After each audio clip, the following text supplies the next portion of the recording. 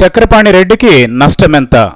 కొన్ని పనులు చేయాలనుకున్నప్పుడు దానివల్ల నష్టం కలిగినా భరించగలిగి తట్టుకోగలిగి ఉండాలి. ఇప్పుడు వచ్చే నష్టం కంటే భవిష్యత్తులో ఎక్కువ లాభం కలుగుతుందనుకుంటే నష్టానికి సిద్ధపడతారు. తాజాగా టీడీపీ నుంచి వైఎస్ఆర్సీపీలో చేరిన నంద్యాల ఉప ఎన్నికలో వైకాపా అభ్యర్థి శిల్పా మోహన్ రెడ్డి సోదరుడు చక్రపాణి రెడ్డి భారీగా నష్టపోయారా? ఈ కాలంలో రాజకీయాలు ప్రజాసేవ కోసం కాదనే విషయం బహిరంగ రహస్యం. లాభ నష్టాలు చూసుకునే వ్యాపారం.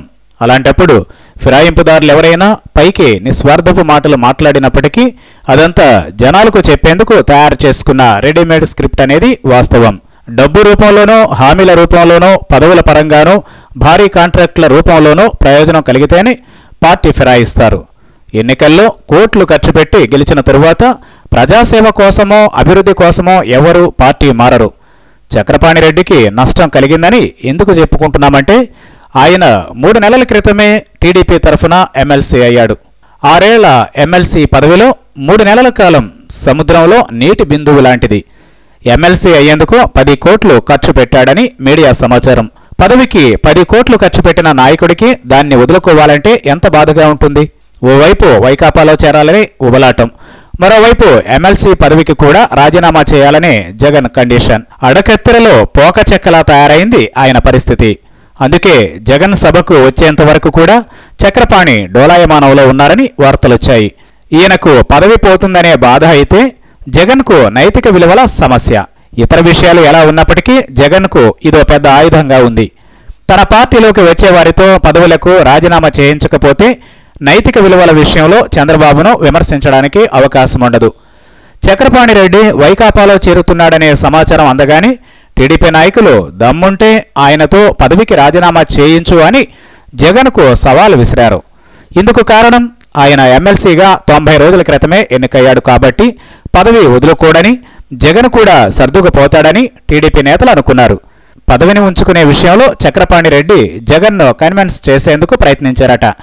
కానీ జగన్ ఈ విషయంలో తాను రాజీ పడే సమస్య లేదని చెప్పారట.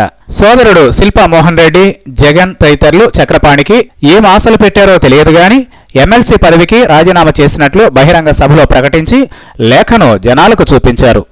అదే సందర్భంలో ఫిరాయింపుదారుల చేత రాజీనామా చేయించి ఎన్నికలకు రావాలని చంద్రబాబుకు సవాల్ చేశారు.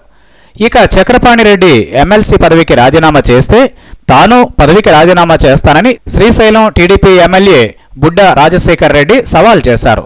మరి ఇప్పుడు చక్రపాణి తన పదవికి రాజీనామా చేశాడు కదా, బుడ్డా చేస్తాడా?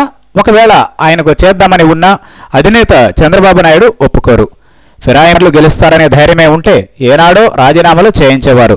వచ్చే ఏడాది జరిగే ఎమ్మెల్సీ ఎన్నికల్లో 1 సీటు వైకాపాకు వస్తుందని, దాన్ని నేతకు ఇస్తానని జగన్ అప్పుడే వాగ్దానం చేశారు. వచ్చే ఎన్నికల్లో చక్రపాణి రెడ్డికి ఎమ్మెల్యే టికెట్ ఇవ్వడం ఖాయం. ఆయన శ్రీశైలం అభ్యర్థిగా పోటీ చేయాలనుకుంటున్నాడు. శ్రీశైలం టికెట్ అడిగితే చంద్రబాబు కాబట్టి జగన్ అక్కడి నుంచి పోటీ చేయిస్తుండొచ్చు. ఎమ్మెల్యేగా గెలిస్తే ఎమ్మెల్యే పదవి కోసం ఖర్చు చేసిన డబ్బు సాధారణ ఎన్నికల్లో ఖర్చు చేసే డబ్బు ఏదో విధంగా సంపాదించుకోవచ్చు. ఖర్చుకు నష్టాలకు భయపడేవారు రాజకీయాలకు పనికిరారని ఇక్కడ అర్థమవుతుంది.